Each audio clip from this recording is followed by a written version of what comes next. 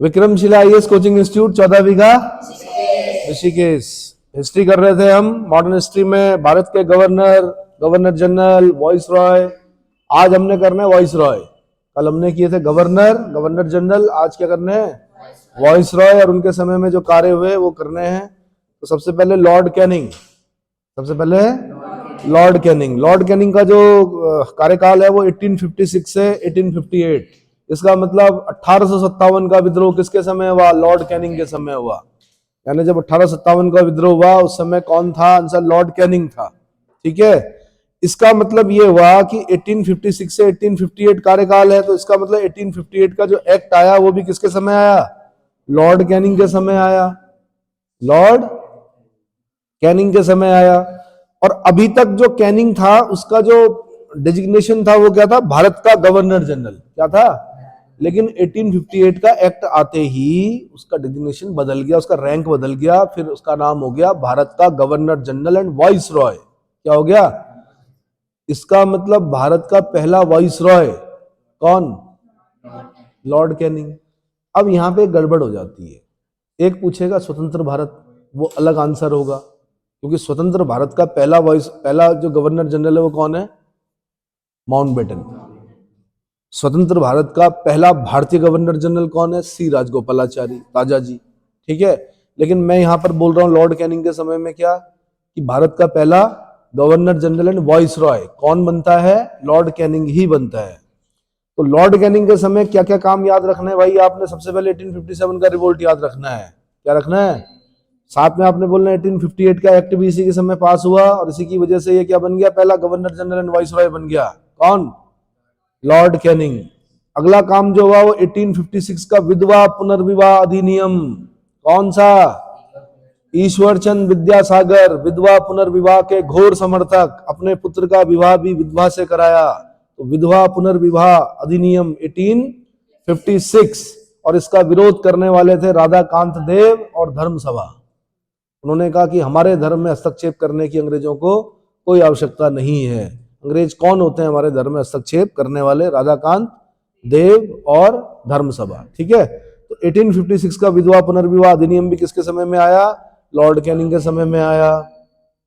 ठीक है, महारानी विक्टोरिया को भारत की साम्राज्ञी घोषित किया गया किसके समय में? आंसर लॉर्ड कैनिंग के समय में। रानी की घोषणा, रानी की घोषणा। तो महारानी विक्टोरिया को भारत की साम्राज्ञी घोषित किया गया लॉर्ड कैनिंग। कलकत्ता, बंबई और मद्रास। कुछ बच्चे तो सीधे लगा देते हैं क्या, जैसे कलकत्ता, बंबई और मद्रास, ये नहीं पढ़ते कि हाई कोर्ट पूछ रहा है या विश्वविद्यालय पूछ रहा है।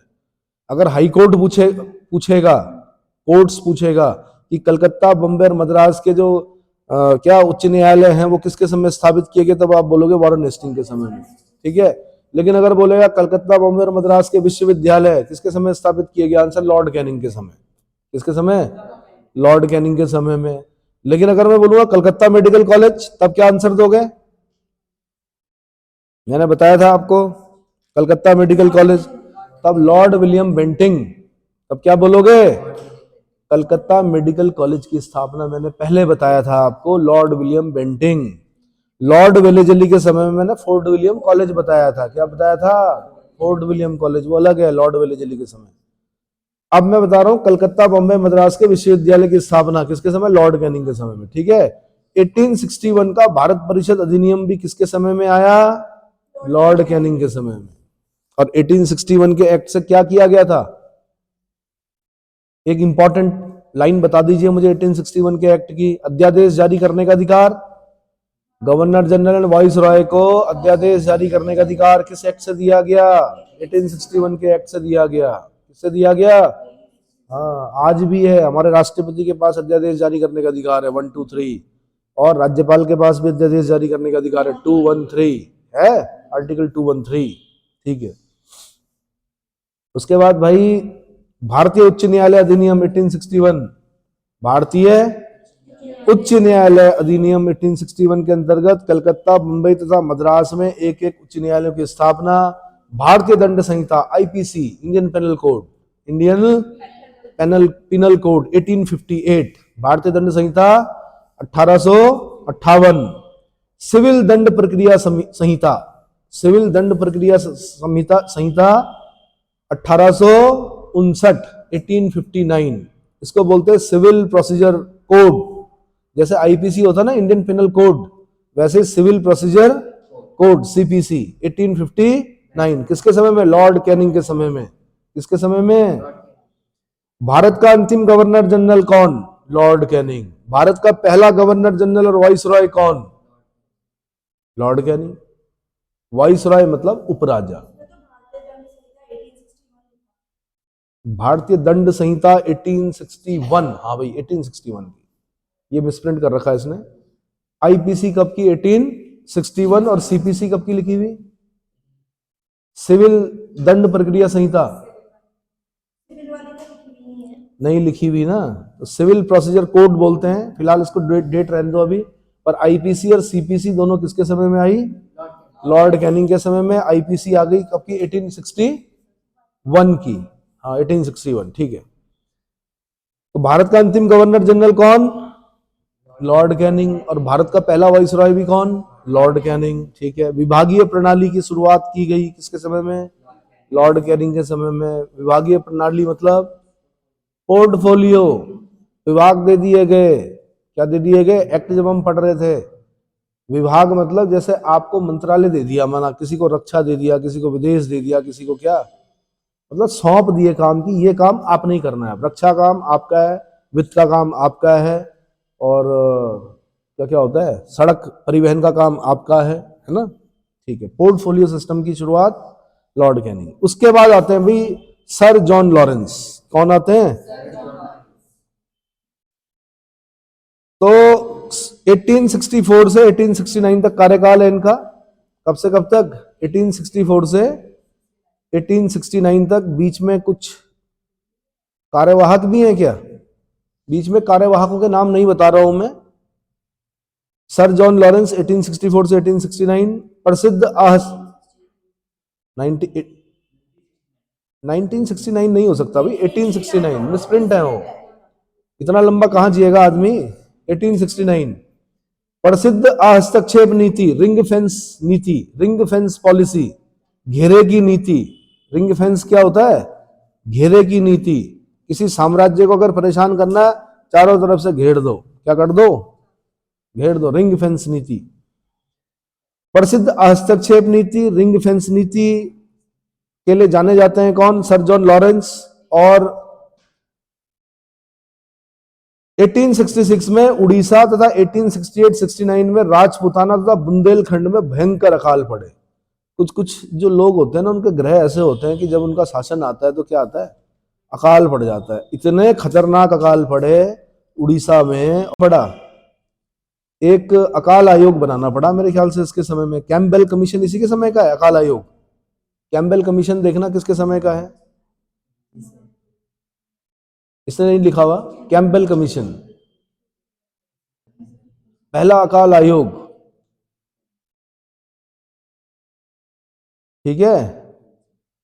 बड़ी मात्रा में रेलवे तथा नहरों का निर्माण कार्य प्रारंभ किया गया किसके समय में? सर जॉन लॉरेंस के समय में। और यूरोप के साथ संचार व्यवस्था स्थापित की गई। क्या की गई? यूरोप के साथ संचार व्यवस्था स्थापित की गई किसके समय में? सर जॉन लॉरेंस के समय में। अभी क्या कर रहे हो? अनदेखा कर रहे हो इस पॉइंट को, लेकिन बहुत इंपॉर्टेंट पॉइंट है। यूरोप के साथ संचार व्यवस्था किसके समय में स्थापित की गई? आंसर सर जॉन लॉरेंस के समय में की गई। इतना समझ में आ गया। उसके बाद है लॉर्ड मेयो। लॉर्ड मेयो 1869 से 1872 भारत में वित्त का विकेंद्रीकरण। अब सुनने में तो बहुत ही नॉर्मल सा लग रहा है ये प्रश्न, लेकिन ये यूपीएससी का प्रश्न रहा है, ठीक है। विकेंद्रीकरण बोलते हैं डिसेंट्रलाइज्ड। क्या करना? डिसेंट्रलाइजेशन ऑफ फाइनेंस, यानी वित्त का विकेंद्रीकरण किसके समय में किया गया? आंसर लॉर्ड मेयो के समय में किया गया। किसके समय में किया गया? लॉर्ड मेयो के समय में। अब क्या होता है वित्त का विकेंद्रीकरण, ये बाद में पढ़ेंगे डिटेल में हम, लेकिन फिर आपको एक नंबर लेना है तो क्वेश्चन ये बनेगा कि वित्त का विकेंद्रीकरण, वित्तीय विकेंद्रीकरण के लिए जाना जाता है, आंसर लॉर्ड मेयो, ठीक है। अजमेर में मेयो कॉलेज की स्थापना। जितने भी राजाओं के राजकुमार थे और जो बाहर से बड़े अधिकारी आते थे, अंग्रेज अधिकारी, उनके बच्चों के पढ़ने लिखने के लिए एक कॉलेज की आवश्यकता महसूस हुई, तो अजमेर में मेयो कॉलेज खोला। किसने? लॉर्ड मेयो ने। आज भी है वो, लॉर्ड मेयो का मेयो कॉलेज अजमेर में आज भी है, ठीक है। और कार्यकाल के दौरान एक अफगान द्वारा अंडमान निकोबार में क्या कर दी गई, हत्या कर दी गई। पहला वायसरॉय जिसकी हत्या की गई भारत में वो कौन था, लॉर्ड मेयो। अंडमान निकोबार निरीक्षण कर रहा था जेल का, एक कैदी था अफगान, उसने हत्या कर दी चाकू घोंप कर इसकी। तो वायसरॉय की हत्या करना मतलब बहुत बड़ी घटना थी उस जमाने की। क्या इतना समझ में आ गया? और पहली अनियमित जनगणना जो हुई थी वो इसी के समय में हुई थी। 1872 में एक जनगणना कराने का प्रयास किया इसने, लेकिन वो नियमित नहीं थी। नियमित जनगणना जब शुरू होती है वो लॉर्ड लिटन के समय शुरू होती है। कब से? 18 अरे नहीं भाई, लॉर्ड लिटन के समय में पहली जो नियमित जनगणना है, लॉर्ड रिपन के समय में, सॉरी, लॉर्ड रिपन के समय में 1881 से। कब से? 1881 में, मतलब इसने 72 में कराई, लेकिन वो नियमित नहीं थी। 8 साल 9 साल बाद फिर एक जनगणना कराई किसने, लॉर्ड रिपन ने। तो पहली नियमित जनगणना कराने का जो है रिपन को, अभी पढ़ेंगे हम, अभी तो पहले मेयो में बता दिया मैंने आपको। उसका नॉर्थ ब्रुक आता है। कौन आता है? नॉर्थ ब्रुक है 1872 से 1876। कुका विद्रोह हो गया भाई पंजाब में, किसके समय में? नॉर्थ ब्रुक के समय में पंजाब में कुका विद्रोह हो गया। राम सिंह कुका नेता थे, किसके? कुका विद्रोह के। कौन? राम सिंह कुका, 1872। बिहार में अकाल पड़ गया भाई, क्या पड़ गया? बिहार में अकाल पड़ गया इसके समय में, नॉर्थ ब्रुक के समय में। महिला संपत्ति अधिकार।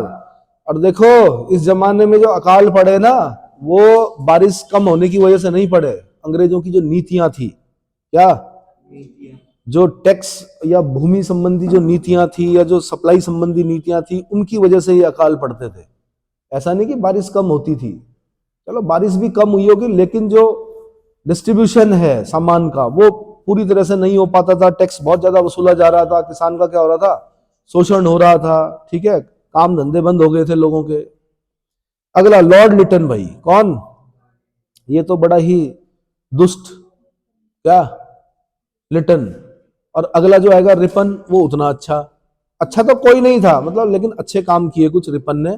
जाते हुए इतनी फूल मालाएं पहनाई गई कि इसका दम घुट गया। किसमें? इतना लोग स्वागत किया इसका कि भाई जा रहे हो आप इंग्लैंड वापस। किसका? रिपन का। लिटन था दुष्ट, उसने क्या किया, 1876 से 1880 का कार्यकाल है इसका। ठीक है, दक्कन का भीषण अकाल पड़ा इसके समय में। क्या पड़ा? सबसे पहले तो इसने रिचर्ड स्ट्रैची की अध्यक्षता में एक अकाल आयोग का गठन किया। स्ट्रैची कमीशन बोलते हैं उसको, क्या बोलते हैं? स्ट्रैची कमीशन। रिचर्ड स्ट्रैची की अध्यक्षता में एक अकाल आयोग का गठन किया 1878 में। दिल्ली में एक भव्य दरबार का आयोजन किया। क्या किया? भारतीयों की समझ में आ गया, वहां लोग मर रहे थे अकाल से, और ये दिल्ली दरबार क्या कर रहा था, आयोजित कर रहा था। भारतीयों की समझ में आ गया कि इन्हें हमारे दुख से कोई लेना देना नहीं है, ये हमारे लोग नहीं है, और ना ही इन्होंने हमारा क्या दुख समझना है। तो काफी हद तक जो चेतना जागी ना, राष्ट्रीय चेतना जगाने में ये सारी घटनाएं क्या होती हैं, कई बार महत्वपूर्ण होती हैं। तो दिल्ली दरबार का आयोजन, भव्य दरबार का आयोजन 1877। महारानी विक्टोरिया को कैसर हिंद की उपाधि दी जा रही। क्या दी जा रही? कैसर हिंद की उपाधि दी जा रही है महारानी विक्टोरिया को। किसके समय में? लॉर्ड लिटन के समय में, 1877 में। वर्नाकुलर प्रेस एक्ट लेके आ गया ये। क्या लेके आ गया? देसी भाषा के समाचार पत्रों पर प्रतिबंध लगा दिया इसने। क्या लगा दिया? देसी भाषा के समाचार पत्रों पर प्रतिबंध लगा दिया, वर्नाकुलर प्रेस एक्ट। उसके बाद इंडियन आर्म्स एक्ट लेके आ गया ये। इसने कहा भारतीयों को हथियार रखने का क्या नहीं है, नहीं मिलेगा, अधिकार नहीं मिलेगा। भारतीयों को हथियार बंदूक वगैरह रखने का अधिकार नहीं मिलेगा। ठीक है, वैधानिक जनपद सेवा में सम्मिलित होने वाले भारतीयों की आयु 21 वर्ष से घटाकर 19 वर्ष कर दी। यही था वो दुष्ट जिसने क्या किया, आईएएस की एज को घटाकर 21 से घटाकर 19 कर दिया। हमारे बच्चे 19 साल तक वो क्वालिफिकेशन गेन ही नहीं कर पाते थे। कैसे देते? आईसीएस बोलते थे उस समय आईएएस को। फिर एक व्यक्ति थे, बंगाली थे, क्या नाम था उनका, सुरेंद्र नाथ बनर्जी। उन्होंने संपूर्ण देश का भ्रमण किया, रेल यात्राएं की, उन्होंने सारे देश को समझाया कि ये अंग्रेज चाहते हैं कि हमारे बच्चे क्या रहे, खाली क्लर्क बने रहें। क्या बने रहें? एक आदमी भी बहुत क्या कर सकता है, देखो चेंज ला सकता है। तो सुरेंद्र नाथ बनर्जी चेंज लाए उस चीज को। पूरी यात्राएं की, पूरे देश को समझाया कि ये नहीं चाहते कि हमारे बच्चे क्या बने, आईसीएस बने, आईसीएस मतलब इंडियन सिविल सर्वेंट बने, ठीक है। और जब कांग्रेस का गठन हुआ ना 1885 में, तो उनकी प्रारंभिक मांगों में भी इस मांग को रखा गया कि भाई आईसीएस की आयु को बढ़ाओ, क्या करो, बढ़ाओ। समझ में आया? तो 21 वर्ष से घटाकर क्या कर दिया गया, 19 वर्ष कर दिया गया।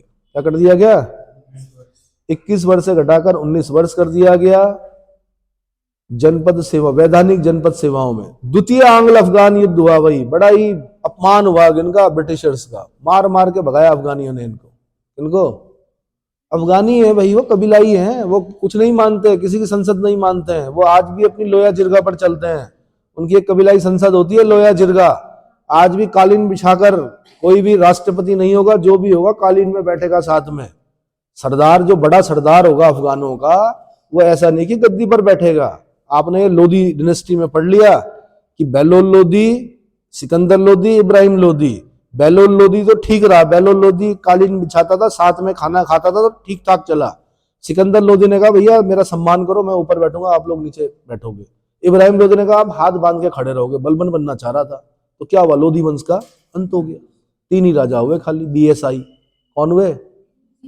तो आज भी वैसे ही हैं अफगान, आज भी समानता पर क्या करते हैं, बल देते हैं, किसी को अपना क्या नहीं मानते हैं, हेड नहीं मानते हैं वो लोग, ठीक है।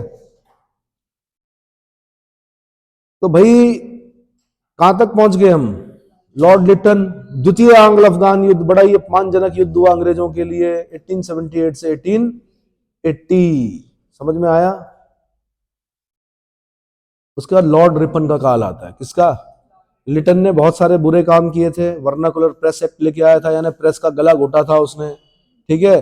जबकि हमने पहले पढ़ा था चार्ल्स मेटकॉफ, उसको बोलते हैं भारत में प्रेस की स्वतंत्रता का पिता, क्या बोलते हैं, या भारत में समाचार पत्रों का मुक्तिदाता। मेटकॉफ पहले का है, ये रिपन क्या है 1880 से 1884, क्योंकि 1857 के बाद ना अंग्रेजों की मानसिकता बदल गई थी। 1857 का रिवोल्ट छोटा मोटा नहीं था, भले ही असफल हो गया हो, लेकिन उसने आगे आने वाले जितने भी संघर्ष थे उनके लिए नींव की पत्थर का काम किया, और अंग्रेजों की नीतियों में भी बदलाव आया। क्या आया? उसके बाद उन्होंने अपनी साम्राज्यवादी नीति को छोड़ा। डलहौजी तक तो सुनते हैं हम कि किसी को बोल रहा भाई तुम गोद नहीं लोगे, तुम ये नहीं करोगे, किसी को बोला तुम कुशासन के आरोप में हम क्या करते हैं, आपके अवध को छीनते हैं। झांसी को बोलता है कि भाई ये लड़का बेटा जो है ये आपका अपना बेटा नहीं है, गोद लिया हुआ पुत्र है। झांसी भी क्या कैप्चर, यही तो करता है वो डलहौजी, है ना। तो उसका खामियाजा कौन, किसके समय भुगतना पड़ता है इन्हें? कैनिंग के समय में। तो अब धीरे धीरे ये अपनी क्या कर रहे हैं, नीतियों में परिवर्तन कर रहे हैं। तो क्या कर रहा हो कि भाई लोगों के अंदर जागृति किससे आएगी? अखबार से, इसलिए वर्नाकुलर प्रेस एक्ट। इंग्लिश वाले पे नहीं, उनको पता कोई पढ़ा लिखा है ही नहीं इंग्लिश में, और जो इंग्लिश पढ़ा लिखा है भी वो तो अंग्रेजों की तरफ है। किसकी तरफ है? वो तो अंग्रेजों का नौकर है ना, सरकारी नौकरी में है, तो इंग्लिश में अगर पढ़ भी लेता है, अंग्रेजों की भर्त्सना पढ़ भी लेता है तो कोई दिक्कत नहीं है। लेकिन अगर हिंदी में, उर्दू में, और जो अन्य जो भाषाएं हैं, देसी भाषा जिन्हें बोलते हैं, उसमें अगर किसी ने अखबार पढ़ लिया तो क्या हुआ, लोगों के अंदर जागृति आ जाएगी। और वैसे भी हर घर में अखबार नहीं होता था, पूरे इलाके में 1-2 अखबार अगर आ गया तो आ गया। अखबार पहले चंदे पे चलते थे, किस पे? ऐसे थोड़े होता था कि आपने महीने में बिल चुकाया और अखबार रोज पढ़ रहा है आपके। वीकली अखबार होते थे, मंथली होते थे, साप्ताहिक होते थे, पाक्षिक होते थे, ऐसे होते थे अखबार। और फिर एक पढ़ा लिखा आदमी गांव के चबूतरे पर बैठकर उस अखबार को पढ़ता था, और बाकी लोग, सारे गांव के लोग बैठकर ऐसे सुनते थे। और जब सुनते थे तो उनके अंदर जागृति आती थी। तो जब इन्होंने देखा कि उनके अंदर जागृति आ रही है, राष्ट्रवाद, ऐसा ना हो कि इनके अंदर राष्ट्रवाद की भावना क्या हो जाए, आ जाए, इसलिए वर्नाकुलर प्रेस एक्ट लेके आया। समझ में आया? आर्म्स एक्ट इसलिए लेके आया, उसने कहा यार एक बार 1857 का रिवोल्ट हो चुका है, अभी तो सैनिकों ने किया, अगर सब भारतीयों ने अगर हथियार खरीद लिए और ये सब हम पे टूट पड़े तो हमारी सेना भी इनका मुकाबला नहीं कर पाएगी। और हमारी सेना में बहुत सारे तो क्या हैं, भारतीय हैं। हालांकि 1857 की रिवोल्ट के बाद एक कमीशन बैठा, पील कमीशन बोलते हैं शायद उसको।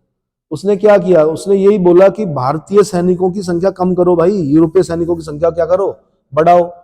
अब इनके पास एक समस्या थी, जिस जगह से ये आए थे तो जनसंख्या थोड़े थी वहां पर, कितनी रही होगी, कितने लेके आते, कितने इंपोर्ट करते सैनिक। सैनिक तो यहीं के करने पड़े ना उन्हें, उनको तनख्वाह दी और उनको रखा, है ना। तो वो जो ड्रिल सिस्टम है यस सर बोलने का है, वो ब्रिटिशर्स ने सिखाया कि यस सर की जगह अगर आपने नो सर कर दिया तो फिर कोर्ट मार्शल होगा। अगर हमने बोल दिया गढ़वाली 3 राउंड फायर, और अगर गढ़वाली ने राउंड फायर नहीं किया 3 राउंड फायर, तो फिर कोर्ट मार्शल होगा, मृत्युदंड मिलेगा। इस तरह से डराया गया, उसी को बोलते हैं कोर्ट मार्शल। क्या बोलते हैं? वी चंद सिंह गढ़वाली की बात कर रहा हूं, ठीक है, पेशावर कांड के नायक। तो फौज में ना मतलब मृत्युदंड, ठीक है। इसीलिए मैं आपके समक्ष जब आपको बोलता हूं कि ये आपने याद करके आना है, जब मैं आपको बाध्य करता हूं तो साथ में 2 चीजें बोलता हूं कि आपके पास 2 ऑप्शन है। कितने? या तो आपने हां करना है और या तो आपने हां करना है। ना का तो सवाल ही नहीं है भाई, 2 ही ऑप्शन है। अगर मैंने बोल दिया कि 4 पेज याद करके आने हैं, तो आपके पास 2 उत्तर होने चाहिए खाली, या तो आपने हाँ बोलना है और या तो आपने हाँ बोलना है। हाँ बोल रहा हूं मैं दोनों बार, ना नहीं बोल रहा हूं। क्या बोलना है? तो कहीं ना कहीं सेना का अनुशासन अपने अंदर भी है, मेरे अंदर भी है। इसीलिए मैं चाहता हूं कि अनुशासन से ही पेपर निकलेंगे, अनुशासनहीन लोगों के कभी पेपर नहीं निकलते हैं, ठीक है। चलो जी, डफरिन भाई, अच्छा लॉर्ड रिपन बता देता हूं मैं। प्रथम फैक्ट्री एक्ट आ गया भाई इसके समय में, सबसे बड़ी चीज तो यही है। प्रथम फैक्ट्री एक्ट 1881 में आया। आप सोच सकते हो कि 7 वर्ष से नीचे के बच्चे भी काम करते थे फैक्ट्रियों में। अब नियम बना कि 7 वर्ष से नीचे के बच्चे क्या नहीं करेंगे, फैक्ट्री में काम नहीं करेंगे। यार बड़ा अफसोस होता है सुन के कि 7 वर्ष से नीचे के बच्चों को भी इन्होंने फैक्ट्री में लगा रखा था। इतनी गरीबी थी कि बच्चे भी क्या कर रहे थे, काम कर रहे थे छोटे छोटे, पढ़ाई लिखाई तो बहुत दूर की बात है। तो इस फैक्ट्री एक्ट में बोला गया 7 वर्ष से कम आयु के बच्चे फैक्ट्री में काम नहीं करेंगे। ये आईएएस में क्वेश्चन पूछा गया, और जब हमने पहली बार इस क्वेश्चन को आज से 25 साल पहले टैकल किया ना, तो बड़ा अफसोस हुआ था पेपर करते हुए। उम्मीद नहीं थी हमें कि 7 वर्ष के नीचे के बच्चों को काम कराते होंगे, ठीक है। दूसरा, स्कूली शिक्षा हेतु हंटर कमीशन की नियुक्ति की गई। आपने याद रखना रिपन का हंटर, क्या याद रखना है। एक बार क्वेश्चन पूछा कि पहला शिक्षा आयोग कौन था, कुछ बच्चे लिख के आ गए वुड डिस्पैच। अरे भाई वो डिस्पैच था, 1854 का डिस्पैच था वो लॉर्ड डलहौजी के समय में आया था। किसके समय में? वो कमीशन नहीं था, कमीशन पहला ये था, कौन सा? Hunter commission. तो आपने अब कमीशनों का क्रम भी याद रखना है, शिक्षा के जो कमीशन है। समझ में आया? ठीक है, 1854 में वुड डिस्पैच आया, उसको भारतीयों के में अंग्रेजी शिक्षा का मैग्ना कार्टा कहा गया, लेकिन वो कमीशन नहीं था।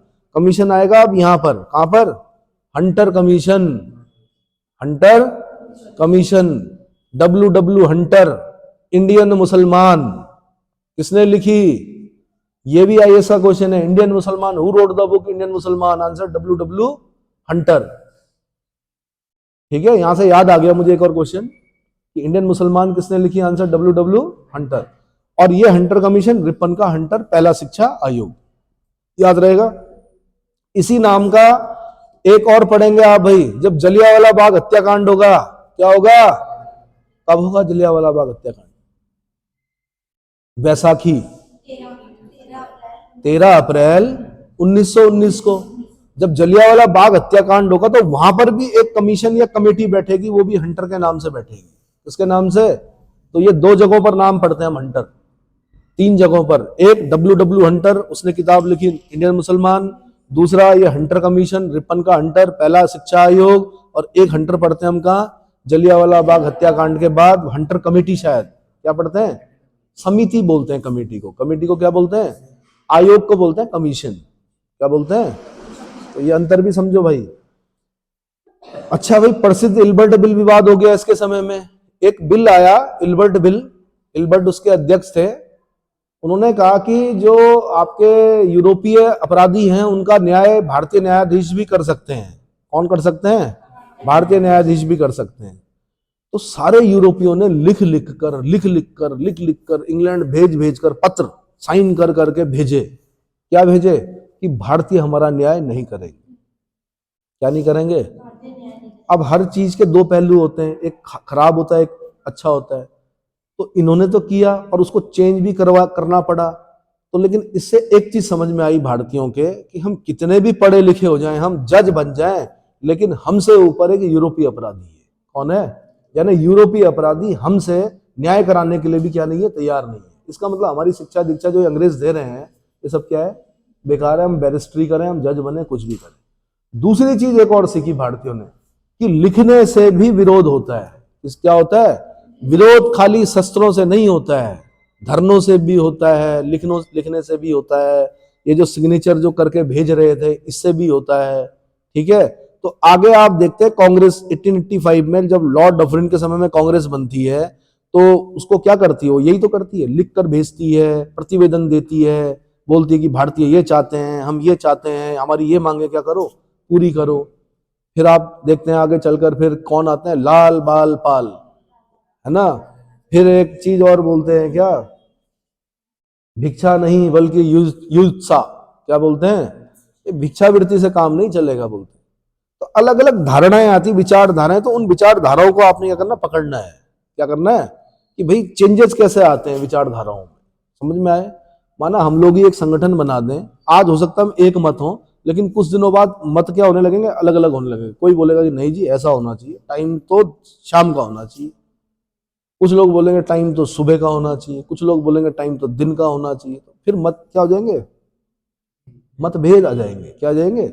ऐसे कांग्रेस में भी पढ़ना हमने क्या क्या हो। ठीक है, तो भाई इल्बर्ट बिल विवाद, तो बाद में क्या हुआ, ये निर्णय लिया गया कि ठीक है न्यायाधीश जब बैठेंगे तो उसमें यूरोपीय न्यायाधीश ज्यादा होंगे और भारतीय न्यायाधीशों की संख्या कम होगी, तब उस अपराधी का क्या करेंगे, न्याय निर्णयन होगा। इतना समझ में आ गया? ठीक है जी।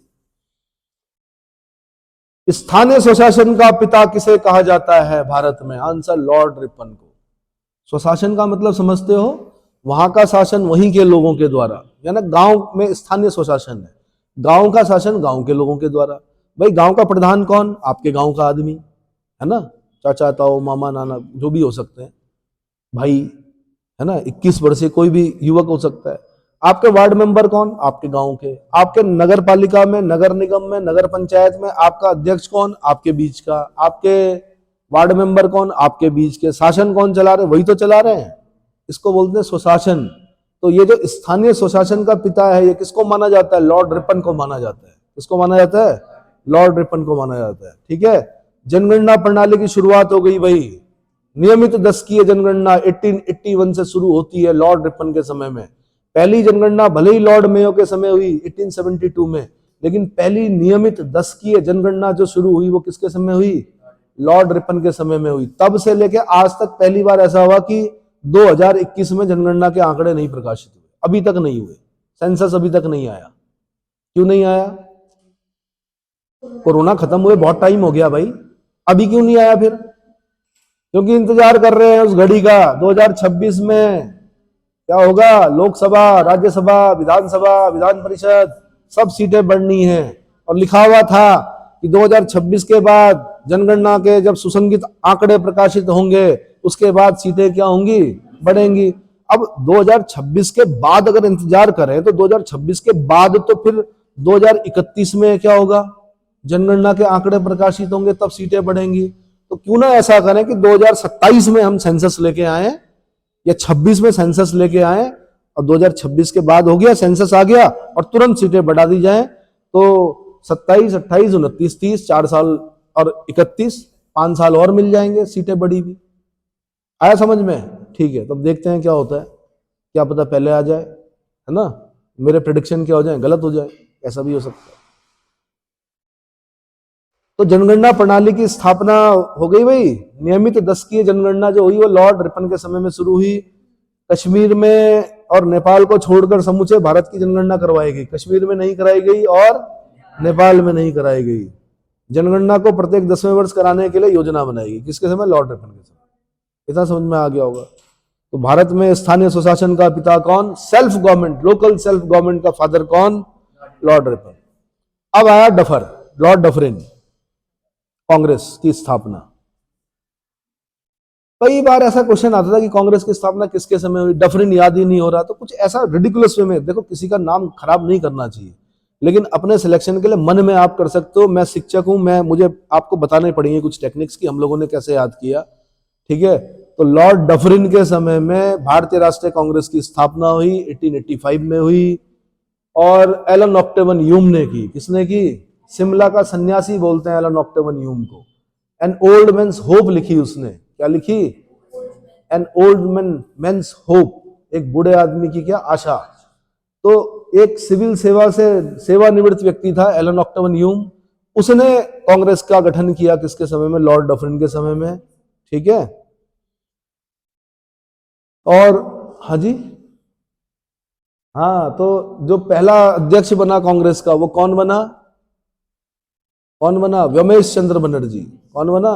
व्योमेश चंद्र बनर्जी। दूसरे अध्यक्ष कौन बने? दादा भाई नौरोजी। तीसरे अध्यक्ष कौन बने? पहले मुस्लिम अध्यक्ष, देखो सबसे पहले बंगाली बना एक, जिसका नाम था व्योमेश चंद्र बनर्जी। दूसरे नंबर पे कौन बना? दादा भाई नौरोजी, जो कि पारसी थे। क्या थे? पारसी थे। तीसरे नंबर पे मुस्लिम बना, जिसका नाम था, बताओ? बदरुद्दीन तैयब जी। बदरुद्दीन तैयब जी। उसके बाद अंग्रेज बना। कौन बना? कौन बना? George Yule. जॉर्ज यूले, हाँ नहीं, चेक करो, जॉर्ज यूले बना। ठीक है। पहले जो जॉर्ज यूले, उसके बाद विलियम वेडरबर्न बना। William Wedderburn. ठीक है। जो पहला सम्मेलन होना था वो कहाँ होना था? पूना में। पूना में प्लेग फैल गया, इसलिए बंबई में हुआ। बंबई में कहां पर हुआ? गोकुलनाथ तेजपाल संस्कृत महाविद्यालय में हुआ भारतीय राष्ट्रीय कांग्रेस का अधिवेशन, है ना। ये अभी हमने पूरी पढ़नी है कांग्रेस, पर मैं ये बोल रहा हूं कि भारतीय राष्ट्रीय कांग्रेस का गठन किसके समय हुआ? आंसर लॉर्ड डफरिन के समय हुआ। तृतीय आंग्ल बर्मा युद्ध भाई, तृतीय आंग्ल बर्मा युद्ध, थर्ड एंग्लो बर्मी वॉर किसके समय हुआ? डफरिन के समय हुआ। 1885 से 1888, 1885 से 1888। बंगाल कृषक अधिनियम पारित किया गया 1885 में, किसके समय में? आंसर लॉर्ड डफरिन के समय में। यूपीएससी ऐसे क्वेश्चन पूछती है, बंगाल कृषक अधिनियम किसके समय पारित किया गया, है ना। कुछ अधिनियम होते थे, भूधृति अधिनियम, भूमि को धारण करने वाले अधिकार किसको दिए जाएं। ठीक है। तो बंगाल कृषक अधिनियम किसके समय पारित किया गया? आंसर लॉर्ड डफरिन के समय। अब आए भैया लैंसडाउन, आपके प्यारे लैंसडाउन। 1888 से 1894, 1888 से 1894 मणिपुर विद्रोह हो गया भाई इस समय, इनके समय में। क्या हुआ? मणिपुर विद्रोह 1891 में। 1891 में मणिपुर विद्रोह हो गया। मणिपुर विद्रोह के नेता कौन थे? जरा चेक करना।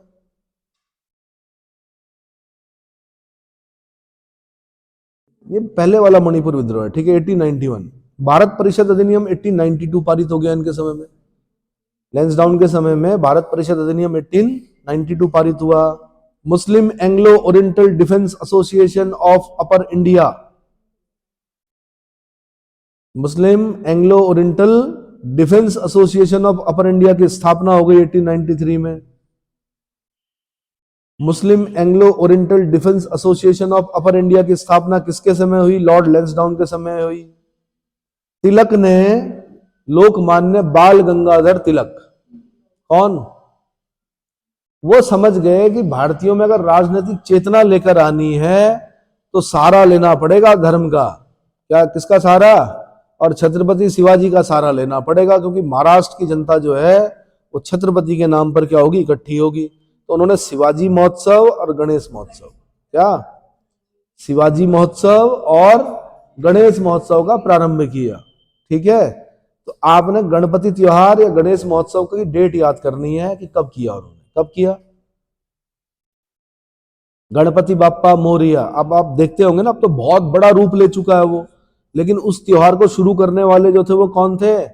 लोकमान्य बाल गंगाधर तिलक थे, है ना। स्वराज्य मेरा जन्मसिद्ध अधिकार है और मैं इसको लेकर रहूंगा। किसने कहा था? तिलक ने कहा था। किसने कहा था? स्वराज्य मेरा जन्मसिद्ध अधिकार है, मैं इसको लेकर रहूंगा। हाँ जी, कब हुआ था? 1893 में गणपति त्योहार का प्रारंभ किया किसने? लोकमान्य बाल गंगाधर तिलक ने। और लोग इकट्ठे हुए तो राजनीतिक चेतना भी जगाई उन्होंने फिर उनके अंदर। ठीक है। दूसरा फैक्ट्री एक्ट आ गया भाई इनके समय में, लैंसडाउन के समय में दूसरा फैक्ट्री एक्ट आया 1891 में। अभी आपने फैक्ट्री एक्ट के अंदर क्या लिखा हुआ था ये भी पढ़ना है डिटेल में, वो बाद में पढ़ेंगे, लेकिन फिलहाल याद रखना आपने पहला फैक्ट्री एक्ट लॉर्ड रिपन के समय में, दूसरा फैक्ट्री एक्ट लॉर्ड लैंसडाउन के समय में, है ना। ठीक है जी। इसके बाद आते हैं कौन? इसके बाद कौन आते हैं भाई? लॉर्ड एल्गिन सेकंड आते हैं। अब एल्गिन सेकंड का जो कार्यकाल है वो 1894 से 1899।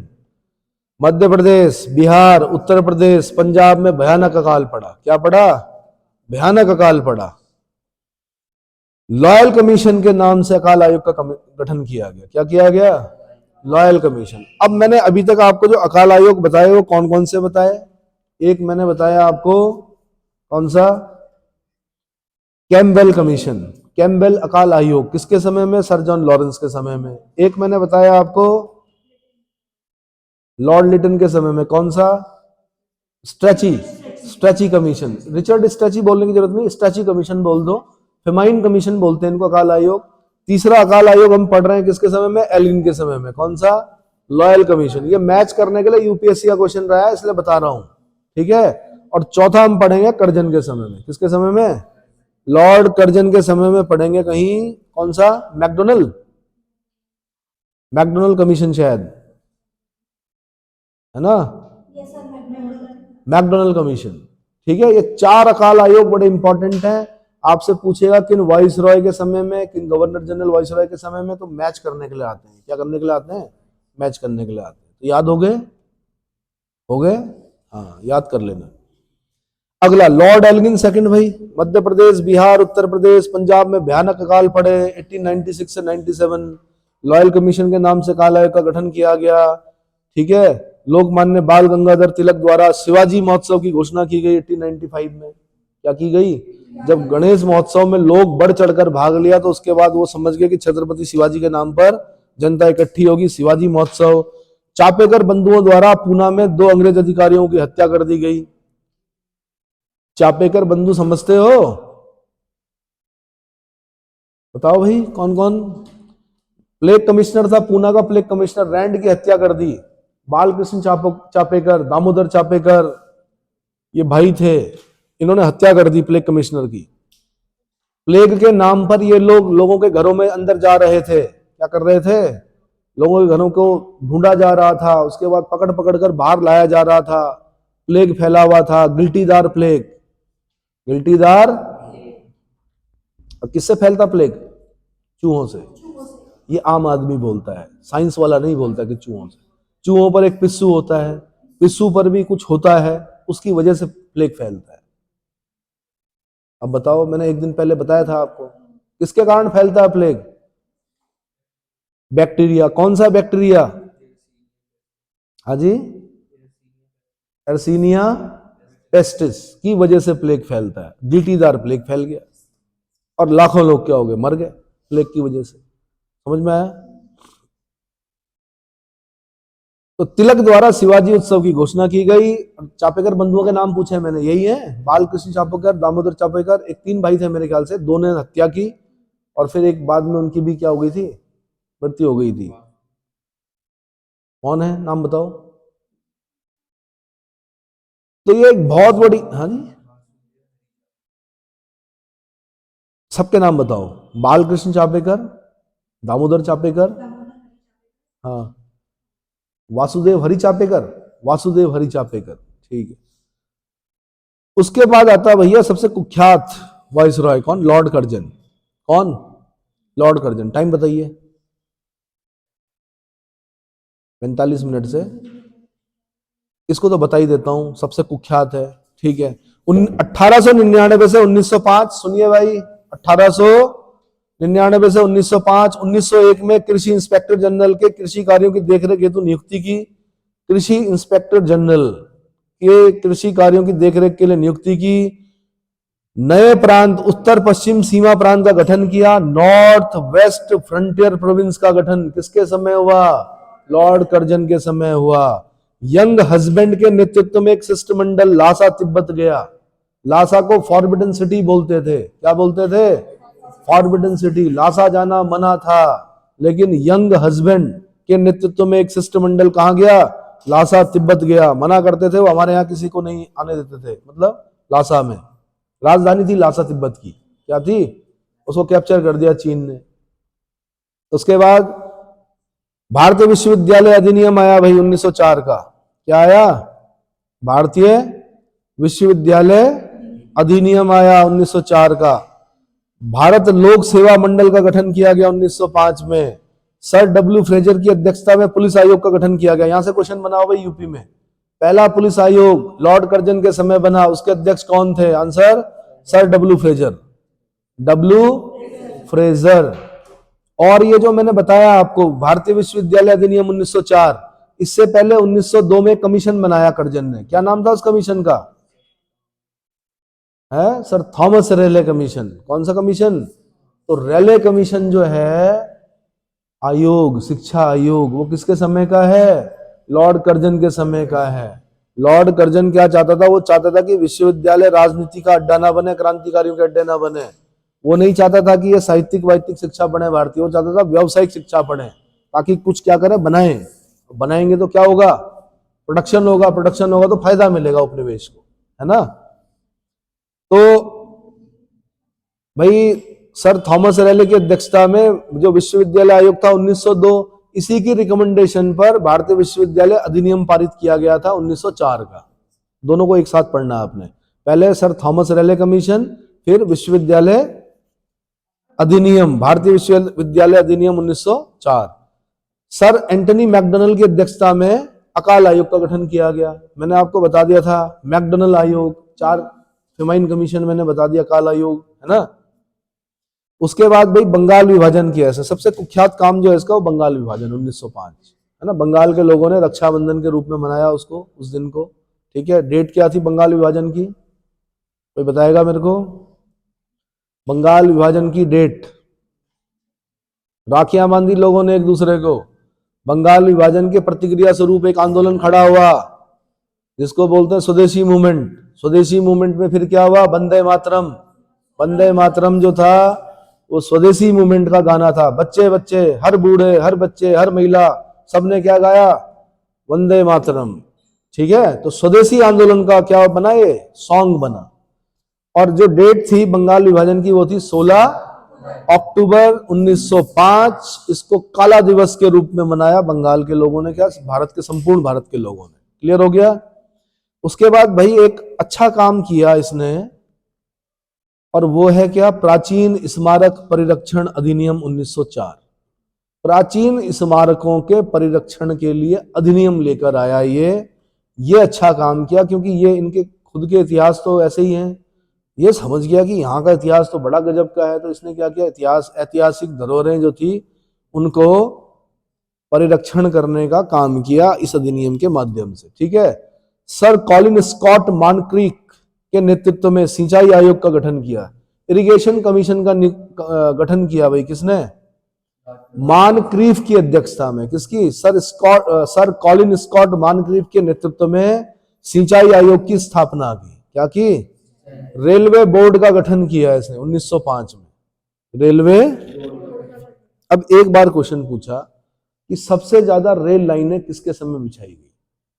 भाई पहली रेल लाइन तो हमने पढ़ ली 1854, डलहौजी 1850। नहीं, पहली रेल लाइन बंबई से थाने किसके समय पढ़ी हमने? डलहौजी के समय में। कब? बंबई से थाने कब? 1853। पहली रेल लाइन 1853 पढ़ा। लेकिन एक बार क्वेश्चन पूछा सबसे ज्यादा रेल लाइनें का विकास किसके समय हुआ? तो लॉर्ड कर्जन के समय हुआ। और यह ध्यान रखना कि ये रेल आपके लिए नहीं बिछाई गई थी कि आप घूमो।